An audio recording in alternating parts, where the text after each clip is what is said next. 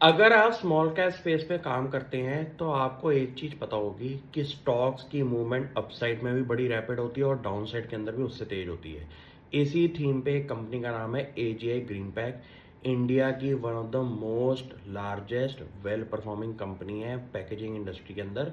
Company का core business है आपके ग्लास कंटेनर्स के अंदर।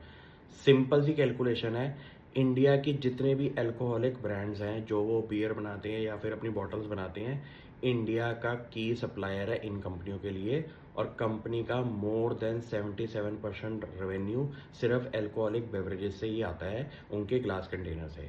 अब इस कंपनी का डाउन साइड आप चेक करिए, क्योंकि सिंपल सी बात है, कंपनी ने एक साल में प्रॉफिटेबिलिटी ग्रोथ के अंदर कोई नंबर नहीं इंप्रूव होता हुआ दिखाया। लेकिन अगर आप इसको खोल के देखेंगे तो आपको समझ में आएगा कंपनी ने एक साल के टाइम पीरियड में अपनी नेट डेट को 1100 करोड़ से 200 करोड़ पे लेके आया है। और सबसे बड़ी बात, net debt to equity company ने 0.79 से 0.12 पे लेके आई है। सिंपल सी बात है कि कंपनी ने अपने रॉन्ग साइकिल के अंदर, जहां पे कंपनी को आज की डेट में रेवेन्यू ग्रोथ और प्रॉफिटेबिलिटी ग्रोथ नहीं मिली, उस टाइम पीरियड के अंदर कंपनी ने अपनी स्ट्रेटजी को थोड़ा सा बढ़िया किया और अपनी डेट रिडक्शन करने से अपनी फाइनेंशियल रेशियोज को ठीक करने पे लगी हुई है। ये एक बहुत बढ़िया कंपनी की खासियत होती है कि जब आपके पास अच्छा कैश फ्लो आ रहा हो बिजनेस से और बिजनेस में आप फंडिंग नहीं कर रहे, तो उस टाइम पीरियड में आप अपनी डेट रिडक्शन पे फोकस करें। इस कंपनी की खासियत क्या है कि इन्होंने 2-250 करोड़ का जो प्रॉफिट किया है, इस साल का 250 करोड़ का जो प्रॉफिट किया है, वहाँ पे कंपनी मार्जिन बनाती है 10% का पैट मार्जिन।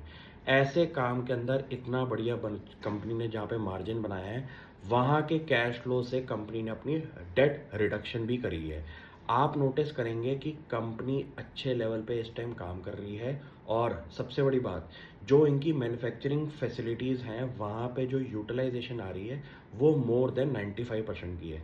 तो आप ये सोचिए कि आगे जाके प्रॉफिटेबिलिटी ग्रोथ करने के लिए कंपनी को अपना एक्सपेंशन भी करना पड़ेगा।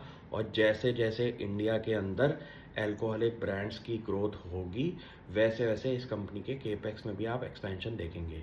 ऐसी कंपनियों के अंदर जब एक मैसिव राइज के बाद एक डिक्लाइन आए, जिसको हम प्रॉफिट बुकिंग कहते हैं, वहाँ पे आपके रडार में कंपनी आनी चाहिए। और कंपनी के अगर फाइनेंशियल्स इंटैक्ट हैं तो ये एक अच्छा लेवल होता है स्टडी पे लगाने का।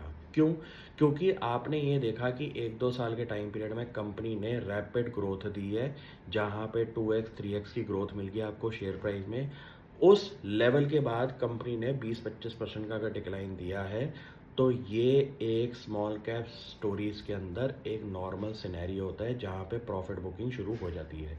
ऐसी कंपनियों को रडार पे डालें और सबसे पहले आप क्या करें कि ऐसी कंपनीज के फाइनेंशियल रेशियोज सबसे पहले चेक करने हैं कि ये इंप्रूव हो रहे हैं कि डिटोरिएट हो रहे हैं। ये सबसे इम्पोर्टेंट है। बाकी चीज़ें क्या है कि आपको बिजनेस मॉडल समझ में आना चाहिए कि कंपनी किस चीज़ के अंदर काम कर रही है और कैसे उस टाइप के वेंडर्स हैं। जैसे कंपनी आज की डेट में की वेंडर है डाइजियो ब्रांड का, जो कि इंडिया की one of the most premium और मोस्ट सिग्निफिकेंट प्लेयर है अल्कोहलिक ब्रांड्स के अंदर। Thank you.